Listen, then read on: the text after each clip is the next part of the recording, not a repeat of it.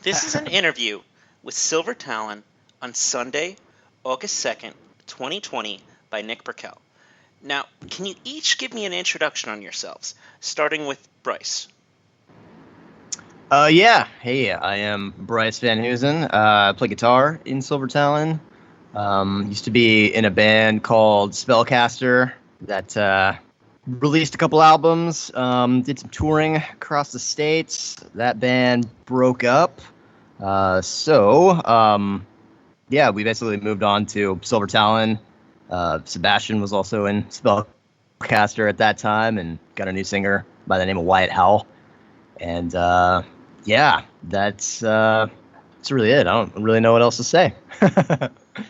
Sebastian? Let's see. My name's Sebastian Silva, and I'm also a guitarist in Silver Talon. And as Bryce mentioned, I was also in Spellcaster towards the tail end of the band's career. I wasn't in any of the albums. I was the replacement for the guitarist Corey Boyd, but that's how I got to meet Bryce. Actually, we met before because we were in a Lucifer's we were in a King Diamond tribute band, so that's how we got to know each other, and that's how we got started with the whole me being in Spellcaster thing, and one thing led to another, and here we are. Awesome. Now, tell me, what's been going on with each of you guys since fall 2018? Yeah, so fall 2018, that was right around when we released the EP, Becoming a Demon. After that, we did kind of a real sort of bare bones full U.S. tour, mostly playing bar shows and things like that. So that's been a lot of fun. After we came back from that, pretty much immediately started writing the debut. It's called Decadence and Decay, which should be out probably next year, I think, at this point, just whenever we get a little bit past the whole coronavirus business. But yeah, 2019 saw a lot of working on that. It also kind of saw a few lineup changes in Silver Talon. Sebastian had some issues getting into the country after touring in Europe with Idle Hands. So my job during that was basically to kind of find some additional people to keep Silver Talon kind of rolling along and playing locally and making sure that we were able to work and stuff like that. So since then, since he's been back, essentially we've just been working on this album and then kind of quarantining. So 2020 has been a little bit of a wash. Last year we also went on tour with Savage Master for a couple weeks, just kind of down through the American South and the West Coast and all of that kind of stuff. What's it like being a musician in Portland right now? It's interesting because there's not a lot going on, which is probably the same as most other places. But of course, there's a lot of civil unrest and things like that are happening. Literally just down the street from me, a couple miles away, or federal paramilitary law enforcement, whatever they're calling themselves, kind of enforcing the law of the land, I guess, so to speak. So a lot of helicopters flying overhead and just a general feeling of kind of uncertainty. But it definitely has calmed down since they pulled out. But Sebastian, do you have anything to say about being a musician in Portland? Yeah, it's a little tricky. I think a lot of bands have been, suffering. A lot of the Portland music scene is, they're all very hardworking people. And I think with the whole, losing their jobs and being laid off, I think it's taken a hard hit on them, not being able to, record or tour or, do what they want or even pay for their jam space or whatnot. But I think there's also a lot of, political turmoil going on, so I think it's going to bring a spark of inspiration for a lot of bands, and I think we're going to be seeing some Queensryche-esque Empire songs coming out in a few couple of years. Can you guys tell me your history with one another? I noticed you said a little bit about it, but it's just be interested in hearing that. Yeah, so like Sebastian said, we started playing together in a King Diamond Merciful Fate cover band that a bunch of people from Spellcaster or Spellcaster alumni that sort of thing started. And yeah, so basically Brandon, who's the bass player in Idle Hands, it's a very incestuous kind of Yes, indeed. from this. So Sebastian replaced Brandon, who's now the bass player in Idle Hands, on guitar. And then after we sort of started building that rapport and playing together, Corey Boyd, who is also now the guitar player in Idle Hands, had quit Spellcaster. So Sebastian replaced him. And then I think we did a tour. We did a single tour, probably in the beginning January of 2017. Yeah, 2017. Yeah, that's correct. Yeah, and then after that, Spellcaster ended, and Silver Talon and Idle Hands started, and it sort of felt like a very natural progression. Other than that, I mean, we're both from Oregon City. We didn't necessarily go to high school at the same time, but we went to the same high school, and I think our first jobs were mutually working at Carl's Jr. Same Carl's Jr. Yeah. Awesome. I love Carl's Jr. Now, this album has a much more mature and focused personality to it than Becoming a Demon. Can you fill me in on what was going on as you were writing the majority of the album? I mean, so Gabe Franco, who was the bass player for Spellcaster, singer, songwriter for Idle Hands, he helped me write a lot of the songs. I think like 3 out of 5 of them for Becoming a Demon. So a lot of it, I think, was us just kind of trying to force ideas together up until we sort of realized that, maybe we're better songwriters independently of each other. After he left, it was basically just kind of left to me to kind of put everything together. So arrangement-wise, I mean, I would say I did the bulk of it, and just basically kind of soliciting riffs from people and things like that. Like, hey, Sebastian, you got anything? Like, send something over, and I'll flesh something out with it. So we did that, and yeah, I think it was just a lot of me kind of figuring out how best to put that, to put songs together, really. So it was a lot of, like when you're a little kid and like, I don't know if you're like playing a game or you're coming up with stories or something like that. It really kind of felt like that. It was that whole vibe again, where it was just like, all right, blank canvas. Let's just start putting stuff together and, taking bits and pieces from everybody and just making it into a thing, a song, a musical story. So yeah, not really a big change, other than it was kind of just a more independent thing, I guess, if you will. Did you use Zach Owen to record your new album, Decadence and Decay? Yeah, so same crew as was on Becoming a Demon did Decadence and Decay. So Zach does all of the instruments and then mixes everything, and we record vocals with Gabe Johnson here in Portland. Dude, I'm in love with Divine Fury for all the crazy arpeggios in it. Whose baby was that, and tell me how you came up with the song. Also, like, how many people contributed to it? I think that was one that I did myself, I believe. So I kind of just put that together. And then, of course, working with our new drummer, Michael Thompson, he was really excited about that song. So he put a lot of effort into kind of coming up with like really interesting drum parts and kind of making that whole thing flow together really well.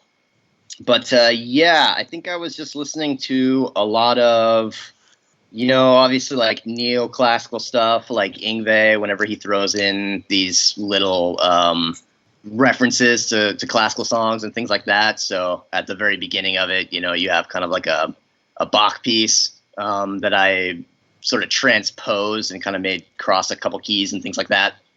And then from there, I kind of wanted to go into something that was a little bit reminiscent, I think, of the thrashier side of Dissection. Of course, meets some kind of like Symphony X and Children of Bodom kind of stuff. Now, Sebastian, what was a song that you composed that you were really, really proud of? I did contribute to the main riff in the song Resistance. remember that one. Well, before the whole me leaving, on Europe and like not coming back for a long time, I was really trying to, get started as a songwriter, or like even try to like come up and, with some riffs or ideas, because I've like always had like, these two cool like mentors, like, Gabe and Bryce, like, they're always doing like these cool songwriting ideas. And I'm like maybe I can, try to, get my own ideas in there and see what's up. And the song Resistance came about. I wrote like this periphery-ish style riff, and then I sent it over to Bryce, and then Bryce, took it from there, and he made like this just super cool, like super energetic song. I think that one, along with Divine Fury, has just been like some of my favorites from that, and it's great stuff. Yeah, that riff that is on Resistance, that main one, I think is probably my favorite riff on the whole album. I remember Bryce spoke about experimenting with different arpeggio voicings for the last album. Have either of you studied any new techniques to make some of the songs on this album really shine? I think time signatures is something that we both have probably been messing around with. Yeah, Sebastian sent me the riff for Resistance, and there's just kind of like some weird sort of like 5/4 stuff just kind of thrown in there. So that sort of got me thinking about, various different ways to sort of break out of the 4/4 box. And you can really use different time signatures and things like that to, how you have certain intervals or something that kind of want to, they have different emotions with them. Some feel a little bit more unsteady. Some of them feel like, we're going to resolve, or, they feel like coming home. They feel safe, that sort of thing. I think the time signatures have a lot of that as well. So if you play something in kind of an odd time signature, like 5/4 or 7/4 or 7/8 or something like that, it feels really unstable because the beat is not at an even place in relation to 4. Experimenting with that, you can really kind of create a sense of tension and unease just in the simple fact that, the riff isn't repeating or resolving necessarily where you think it's going to. Okay, now, Next to the Sun really gives off a great southwestern vibe, almost like it could be on the soundtrack to a cowboy movie. Where were you when this song was composed? Oddly enough, this one was left over from the Becoming a Demon sessions, I guess, if you will. I mean, I remember sending that over to the guys and everybody kind of discussing and talking about it and stuff like that. Like kind of around the time when we recorded Becoming a Demon in 2018. I don't remember why it didn't end up on the EP. Maybe it just didn't feel like it was at a correct spot or properly fleshed out or whatever. But yeah, a lot of that intro piece with the acoustic guitars and stuff like that, a lot of that's inspired by like Al Di Meola's work that he did with Paco de Lucia and John McLaughlin, I think. I don't know if you're familiar with the song, was it Mediterranean Sunrise? God, what is it called? But the one that's on Elegant Gypsy, where it's Al Di Meola and Paco de Lucia basically just kind of riffing and playing some sort of like Spanish-inspired riffs and things like that. So a lot of that came from that. With Touch the Void, you're pulling audio from a recitation of the Enochian airs. What has been the most supernatural thing that's happened to you guys? That's a tough one. I don't know. Do we have any supernatural stories, Bryce? Man, yeah. I mean, there are some that like weird coincidences and some stuff that maybe I don't necessarily want to get into, but well, we did visit the Exorcist steps at one time. Oh yeah, we did that. Nobody fell off and died or anything. It just seems like there's been a lot of different coincidences and things like sort of working out in a very interesting way with Silver Talon. Sometimes things that you'll plan for don't necessarily happen, or you'll be thrown sort of a curveball or something like that, if you will. But in the end, it's always like, oh, okay, well, that happened kind of for the best. Like I mean, for instance, like Sebastian not being able to get back into the States, which was a terrible experience, and super stressful for us here, and I'm sure it was extremely stressful for Sebastian having to deal with all that bullshit and being stranded in fucking the Netherlands for like a day or a week or however long you were there.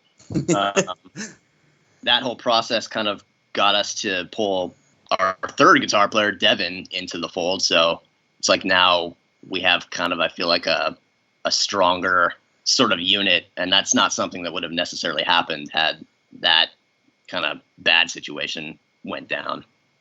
I agree that, yeah, definitely. Like, bringing Devin into the band was just like, it's something that, like, we weren't like expecting, but like at the end it worked out so great, like having three guitarists, and it's like super unique because, besides Iron Maiden, like I don't know who else has like three guitarists, like, and it's pretty cool because then we can just cover like lots of ground with like so many guitar parts, and it'll be great. It's going to be awesome.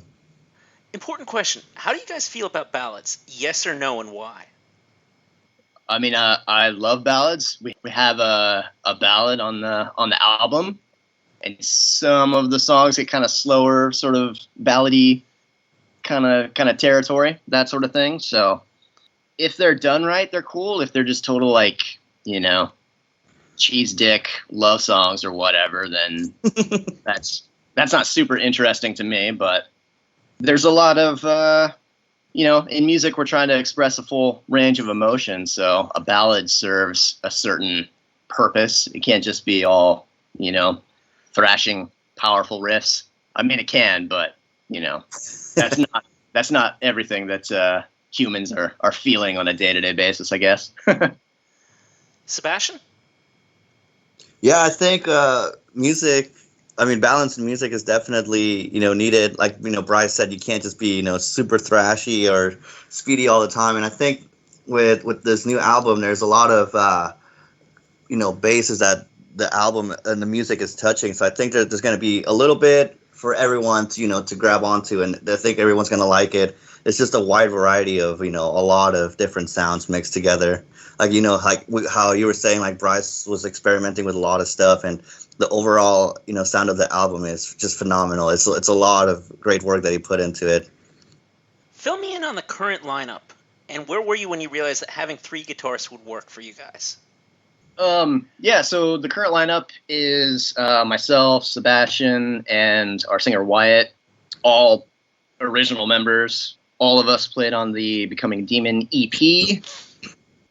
Based on circumstances sort of beyond our control at the time, Devin was basically added just to kind of, we had some shows and some commitments booked and things like that Sebastian couldn't be a part of, so we sort of needed a fill-in guy. So Devin fit that role. He was in another band in Portland called Saboteur. And so then after that, we got Walter, who was our bass player. He was introduced via a friend of a friend and auditioned and sent in a little demo tape of him playing some songs, and really, really dug his style. It was kind of like a mix between doing kind of like some Steve Harris, Iron Maiden stuff, and then kind of some more like jazzy, kind of just real experimental, like slap bass kind of playing. So I was super into it. And then Michael Thompson, who's our drummer, he was a friend of Devin, so that's how I was introduced to him. And yeah, he's great. He's been in a lot of like black and death metal bands in the Portland area. Insofar as having three guitarists and realizing that was a good idea, we realized that Devin brought a lot to the table when he was just kind of being a fill-in guy. So he's a great backup vocalist as well, and he actually does a lot of backup singing on the record, which has really sort of expanded the sound, I guess. Having three guitar players, it lets you experiment with adding, more harmonies and things like that without necessarily sacrificing an underlying sort of rhythm sound, especially when playing live. So, if I'm writing a part and I'm recording it with like 3 guitars, if you're in a band and there's only 2 guitar players, you're obviously like, well, what part of this are we going to sacrifice live? But with 3 guitar players, I mean, you can make it sound exactly like that, like it is on the record, as well as just sort of having an overall more forceful rhythm section for the rest of it. So tell me about that first song working as a 6-person lineup. Well, we all got together and we basically just rehearsed for, the first show that we were going to play as a 6-piece, which was in Seattle last year. And, obviously I was maybe a little bit hesitant, like, oh man, how is this going to sound? I'd never played with 3 guitar players all kind of playing the same thing at once. Yeah, neither have I. Yeah, it was crazy. Yeah, I think we were all just kind of like, well, how's this going to go? Like, sounds cool in theory. Iron Maiden does it. But yeah, I mean, once we started jamming and we kind of just started running through the set and stuff like that, it was like, oh, okay, this is pretty cool. This is going to work out well. It's more been a matter of basically just kind of pulling out pieces that each individual person can do insofar as like what was written for the album. Because honestly, when we were writing the album, it was like a 2 guitar player kind of thing. So, but then once it got time to, laying down leads, I mean, everybody's throwing solos in there, so there's so many freaking solos. So that was fun to like just kind of pull apart different sections. Like, all right, Sebastian, you go here. Okay, Devin, you go here. All right, I'll go here. That's super fun. What are your 3 favorite albums that feature 3 guitarists? I don't think there's many. I mean, obviously, like Iron Maiden's like comeback album, like Brave New World, that has 3 guitar players technically. That's with that lineup. That's a good one. Sebastian Periphery has 3 guitar players too, don't they? Oh yeah, they do. Yeah, and they have like no bassist, I think. Oh shit.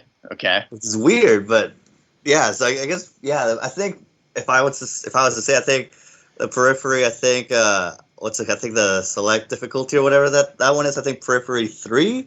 I think that was my favorite out of them 3. But yeah, it's very hard to find bands that have 3 guitarists. I know Accept has 3 guitar players now, so we might be adding to that list of albums of gratuitous guitar players in bands.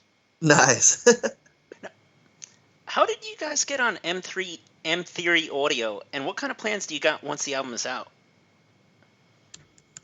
Yeah, so that is M Theory Audio. That's started by Marco Barbieri, who he used to be, I believe, the president at Century Media kind of during the 90s, and then he left and then came back and did that for a long time.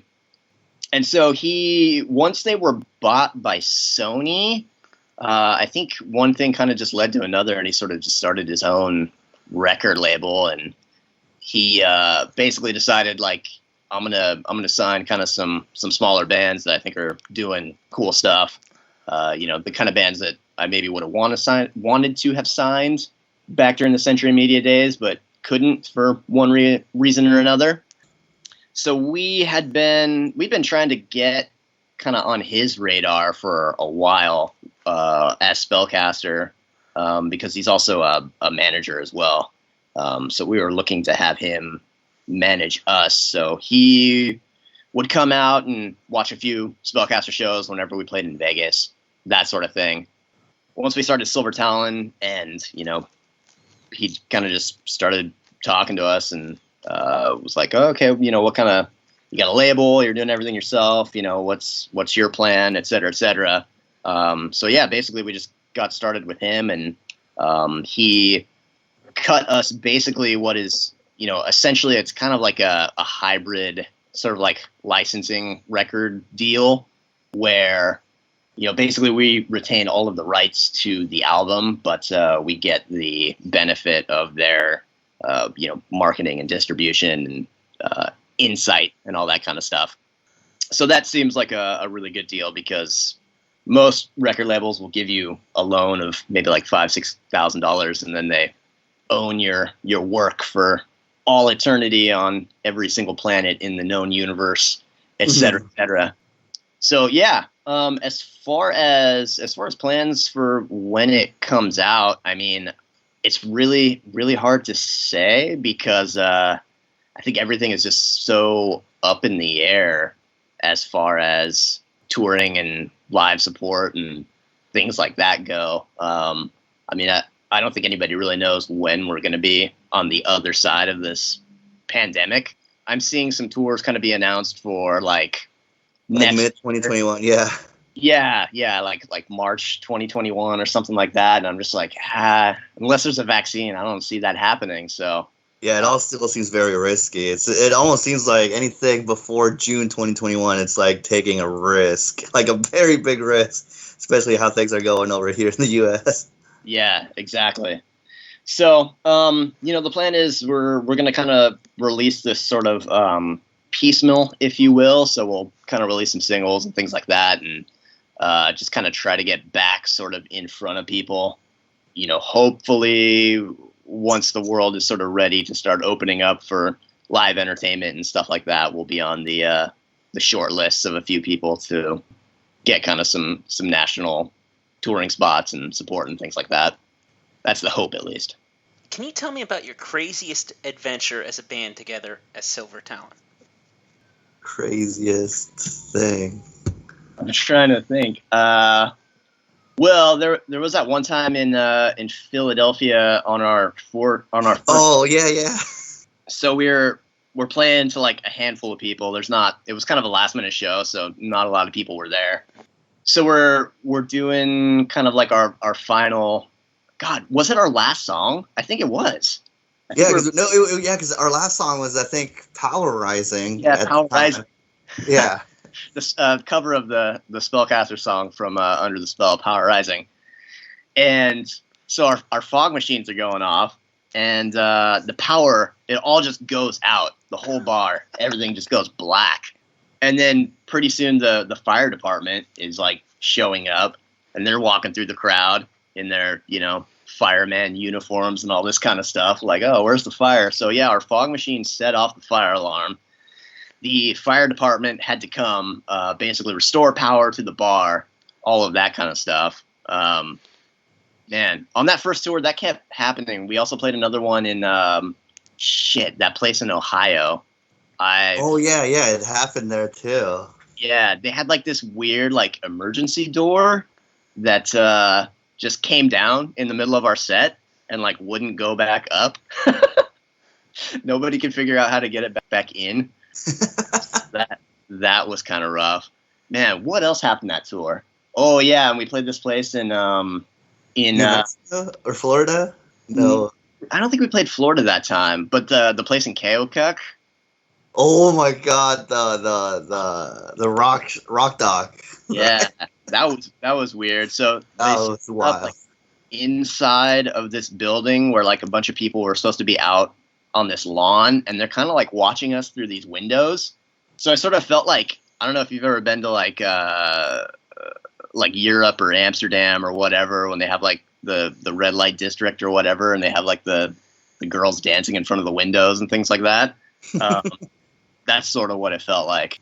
Except we were the girls. Yeah. But it was also very cold. I remember because outside where the people were standing, there was like heaters, and it was very, very cold because it was just really hard to play that time. We had a band, Speedclaw from Europe, that obviously couldn't get into the country, so we had to basically play an extended set. So we played like 30 minutes of cover songs that we just rehearsed before the actual show. So it was a lot of verse chorus of Judas Priest breaking the law and things like that. Yeah, I think we also did like a lot of Spellcaster stuff that we hadn't done in a long time, like you and I, and then it was cool too because like our fill-in bassist Noah at the time, he like listened to this like the stuff and he like learned it all in like one day. Like it was crazy. We're pretty professional, so not a lot of like crazy unprofessional stuff goes down. So maybe not Motley Crue the Dirt level stuff. That was more Spellcaster's bag. Final words. Yeah, thanks for the interview. Keep an eye out for Decadence and Decay to be out sometime in the near future if the world doesn't completely end before then. And I'm real excited to get this out and to have everybody hear it. And we're very much looking forward to playing it as a 6-piece. The first show was like the trial run, and it was amazing what we were able to do live. So we're going to bring it hard and heavy. Absolutely. This has been an interview with Silver Talon on Sunday, August 2nd, 2020 by Nick Perkel.